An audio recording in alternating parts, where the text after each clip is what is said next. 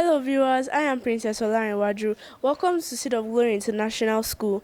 Nigeria turned 63 as at 1st October 2023. This led to us having a discussion about the Nigeria we have and Nigeria we desire. We have two teams who will be taking us on that today. To my left, I have Damola Tiamiyu and Splendor Nebo, who will be taking us on Nigeria we have in regards to health and education. To my right, I have Peace Ida and Precious Godwin, who will be taking us on Nigeria we desire in regards to the health and education sector. It's a pleasure having you guys here. Let's begin with Damola. Please, can you paint the picture of the Nigeria we have today in the health sector? Thank you, Princess. Firstly, I'd like to start with the definition of health. Health can be simply defined as a state of being free from illness, mentally and physically. The Nigeria healthcare industry is facing challenges associated with outbound medical tourism, deteriorating medical infrastructure, low government budget allocation, and poor compensation, and subsequently, emigration of healthcare workers. The federal government allocated 5% of its budget to healthcare in 2021, compared to the 15% it allocated to the 2001 declaration, Abuja Declaration. Healthcare infrastructure in Nigeria is still underdeveloped and lacks modern facilities. The country's healthcare indicators are some of the worst in Africa. The healthcare workers are also in short supply, with about 35,000 instead of 237,000. Nigeria loses at least $2 billion every year to medical tourism. Some Nigerians even go abroad for surgery. And of today, Nigeria is still facing lack of proper equipment, lack of trained personnel, and sometimes inadequate services. Thank you. Oh wow, that was lovely from Damola. Next piece. Please, can you paint the picture of Nigeria we desire in terms of health? Thank you, Princess. The Nigerian health sector we hope for should accommodate everyone. The most practical way to do this is by creating awareness and by organizing health campaigns, and also by spreading awareness about diseases, healthcare, and their preventions. When citizens know of the diseases, their cure, and their prevention, then only a country can be saved from diseases. And Nigerians won't have to go abroad or elsewhere to get their treatment done. Rather, other countries will be forced to come to Nigeria to get their hair care done. Nigeria will be so nice that in a few years to come, the money put in for the health sector will be cut down and used in other parts of sector of Nigeria. Thank you. Wow, Peace, that was great. Next up, we have Splendor Nebo. Splendor, can you please enlighten us on the Nigeria we have today in regards to education? Thank you, Princess. Education in Nigeria started in 1840 and was introduced by the British ministry. Then the basic education was officially free, but the quality was extremely poor, arising majorly from its training environment and leading to low academic performances. Today, the situation is still the same. There are many challenges facing Nigeria education, such as poor wages, cultism, bad leadership, inadequate funding, shortage of academic staff for teachers, etc. All those and many more can be sorted to improve the education system in Nigeria. The government should be able to provide suitable environment for both students and teachers. Teachers should be well paid and trained in science and technology. A quality education empowers every student to develop his or her talent and attributes. Thank you. Really nice. Next, we have Precious Godwin. Precious, please educate us on the Nigeria we desire in regards to the education sector. Thank you, Princess. In terms of education, Nigeria is poor. We need to build up our education system. Schools should be equipped with instructional materials. No school should be poor in terms of this, not even the government school. Scholarships should be given to the less privileged for them to do their basic education. We need more affordable fees. Because of the huge amount of fees in private schools nowadays, children are still at home and they are uneducated. Government universities need to stop going on frequent strikes. Because of this, many undergraduates are still not graduated for a very long time. Examination malpractice should not be a norm in the society today. We should make sure that students pass their examinations by studying hard and not by cheating. Thank you. Well, that was great from all our panelists. You have heard it all from them on the Nigeria we have and the Nigeria we desire in the health and education sector. Peace, what do you think we can do to achieve a desired health sector? Can you please enlighten us on that? Okay, like I said earlier, we need to improve our health sector by stop using the money meant for the health sector to put into other sectors which are not also working. We need to concentrate more on our health sector because health is the basic foundation of every human being, and without health one can't survive. So what's a country without people in it? So we just need to focus more on our health sector by improving it and by using the money meant for it to actually do good things for it. Thank you. Thank you. Precious, what do you think Nigeria can do as a country to improve the education sector today? Just like I said, examination malpractice should not be a norm in the society, and students must should pass their examination by studying and not by cheating. You have heard it from the Nigeria we desire. Damola, please, the state of the Nigerian health sector is not in a good one. So what do you think Nigeria can do to improve the health sector?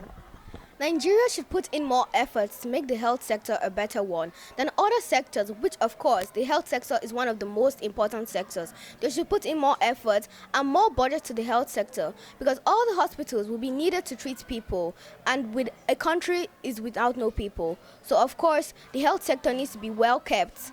Thank you. Splendor, please share your thoughts with us. The education sector today is not really in a good state. It's not in a good state. Please, what do you think Nigeria could do to make this education sector better? The government should provide suitable environment for the teachers and students to learn. Parents should be able to provide their children with knowledge on many various activities. The government should be able to provide adequate infrastructure facilities, reduce cultism, reduce bad leadership, should reduce the school fees, the price of school fees, adequate funding, and poor wages. Wow, amazing. You all have done great. So that will be all from the Nigeria we have and Nigeria we desire on the health and education sector. Stay with us.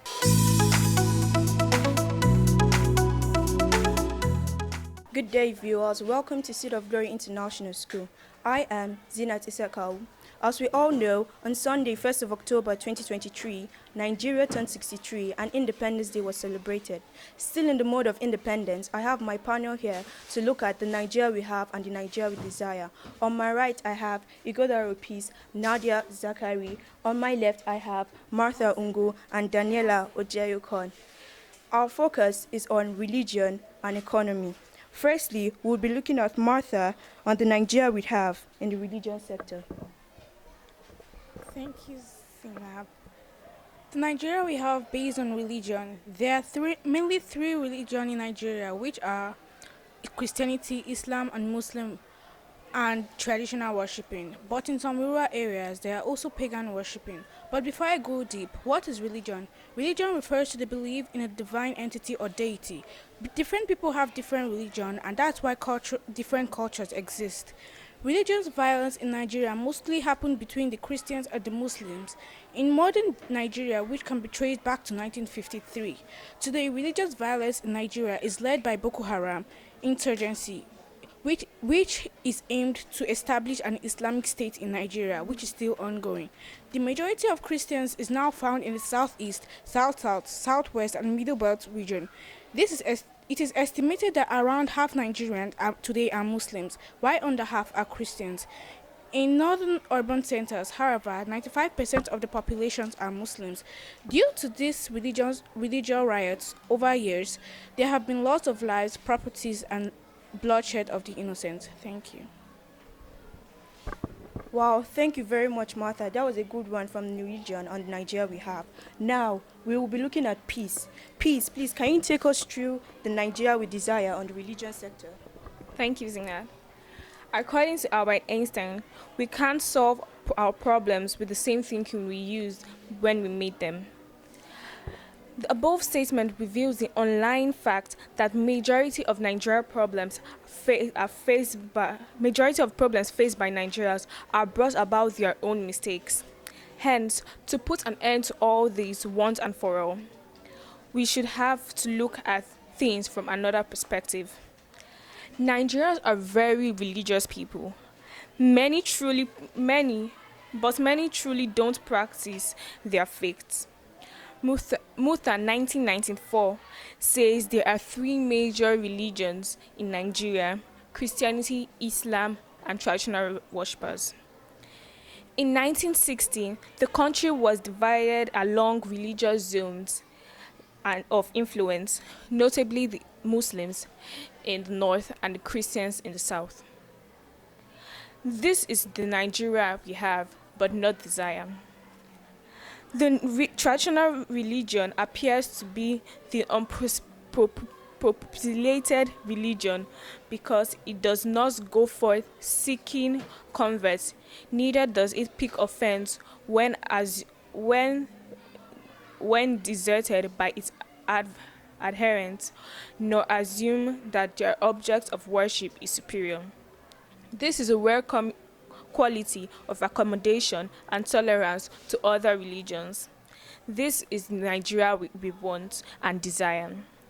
A Nigeria that is not held back by the shackles of religious intolerance, where there is no indiscriminate favoritism.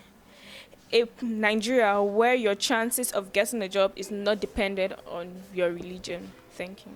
Wow, thank you very much, Peace. We really hope for that type of Nigeria. Now, having looked at the religious sector, we will be looking at economy. We'll be starting with Daniela Oyejekon from the Nigeria we have. Thank you very much. But you murdered my surname. Is actually Ojeyokan. An economy defines a country. The economy of Nigeria is certainly tarnishing. When it comes to the economy, some years back, run by the government and by the people, it was working great in harmony. It is shameful that since 1st October 1960, we are still at square one. And in our topic today, we'll be talking about it. First of all, we're starting with more focus on imports than on exports. We know, according to the statistics of our economy, that we focus more on imports than on exports. And for this reason, brings about low revenue. Secondly, lack of foreign investors. Nigerians focus more on petroleum for revenue when actually we have other resources. And it has been discovered in other countries that petroleum actually exists there, leading to lack of interest from other countries to Nigeria. Brain drain. It is one of the greatest loss of the country, such that people leave our countries for other countries to get greener pastures, leading to underpopulation and then causes low economy. Lastly, less infrastructure. In our economy, the lower the infrastructure, the greater people get discouraged to go into businesses, thereby causing a falling economy. Thank you. I know, right, Daniela? It's a very disappointing thing to say that we are now 63 and we're still battling with our economy. Well, we'll be looking at Nadia now from the Nigeria we desire on the economy sector. Thank you, Zinat. So, even at 63, the economic state of the nation is still one to hope for. And not just the economy, the country has been through tough times over the past years. Although it has been said there are good days and bad days, many countries getting a rapid balance while ours is still in the process. Although this is the Nigeria we have, this is not the Nigeria we desire. If you look into the infrastructures which facilitate the well-being of citizens, they are lacked. I yearn for a Nigeria with low-level poverty. I dream of a nation with a rapid industrial development. I crave for a nation with rich investment in the agricultural sector. I hope for a Nigeria with truly innovative businesses. I desire for a Nigeria with credible socio-economic transformation. I hope for a Nigeria with sustained economic growth. Thank you. I know, right? We all desire for that. Wow, that was lovely from all of you and truly captivating. We have seen the point of view from the Nigeria we have and the Nigeria we desire. I hope you guys have learned a thing or two, and we all hope that we have Nigeria we desire for all of us. Thank you.